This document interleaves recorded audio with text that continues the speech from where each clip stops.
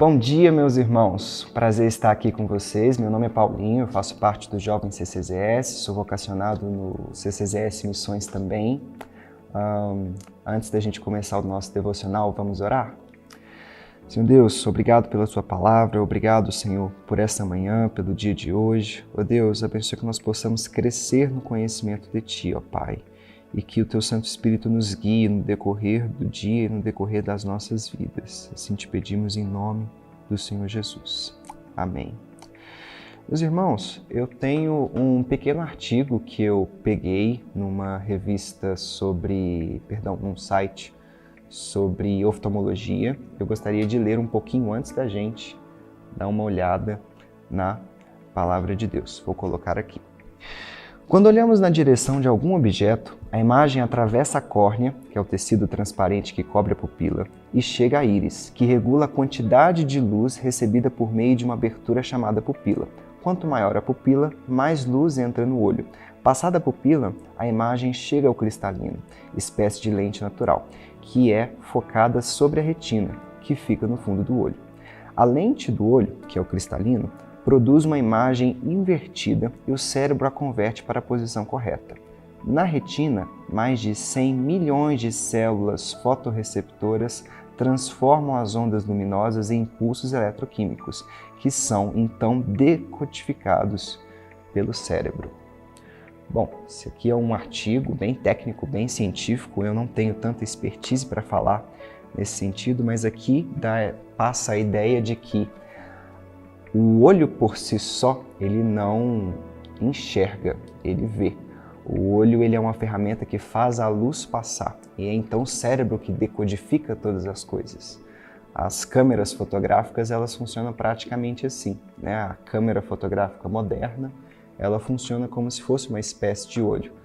Bom, as modernas eu não tenho certeza, mas as câmeras, né, as mais antigas, os seus primórdios, elas funcionavam no mesmo parâmetro que o olho funciona.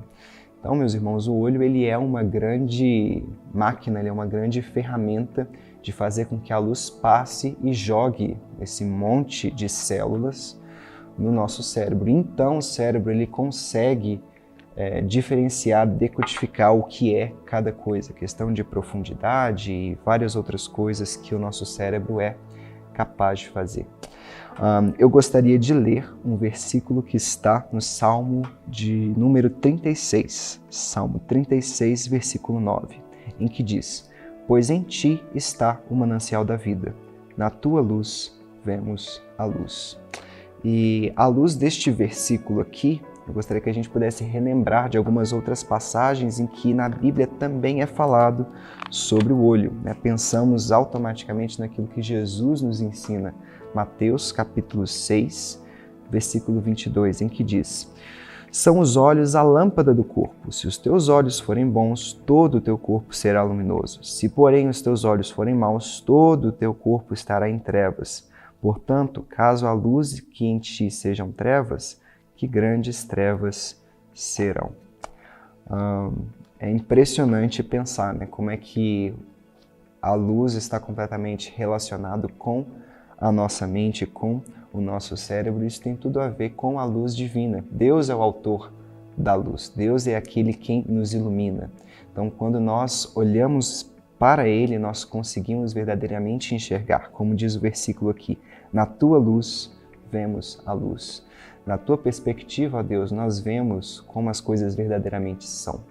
Temos o Salmo 121, versículo 1, em que diz: "Eleva os meus olhos para o monte, de onde virá o meu socorro? Meu socorro vem do Senhor que fez os céus e a terra." O salmista, tanto no versículo 36, quanto no Salmos 36, quanto no Salmo 121, ele não olha para a perspectiva humana que está diante dele. Ele não deixa simplesmente que a luz terrena, a luz física, interprete as coisas que estão simplesmente à frente dele, mas ele tem o seu olhar para o autor da luz, ele tem o seu olhar para a direção do Espírito Santo, que é o próprio Senhor. E com isso as coisas ficam diferentes. O mundo tem uma certa impressão de como as coisas funcionam, entretanto Deus é Ele quem dá a palavra final. Eu creio que é isso que Jesus está nos chamando a fazer no capítulo 6 de Mateus, versículo 22. Que os nossos olhos, que a nossa mente, que a nossa perspectiva de como nós olhamos para as coisas sejam luminosas, sejam bondosas, sejam orientadas para Deus, para a perspectiva eterna e não para as coisas terrenas e não para as coisas mundanas. Muito se sabe hoje, sobre como nós tomamos a perspectiva que guia a nossa vida. A maneira que nós olhamos para o mundo vão guiar as nossas emoções, o nosso agir. E Jesus já estava falando isso há 2000 anos atrás. Irmãos, que nós possamos ter essa perspectiva. E aí, meu querido irmão, minha querida irmã, eu te pergunto, como é que está a sua visão hoje? Como você olha, como você deixa que a luz entre através dos seus olhos e o que você interpreta de tudo isso? O salmista, no Salmo 121, ele estava passando por grandes apuros, mas ele tinha noção de que o Senhor há de livrá-lo, de que, na perspectiva da eternidade, a justiça de Deus estava sendo feita ali, ainda que ele passasse perseguição, ainda que ele passasse por momentos difíceis.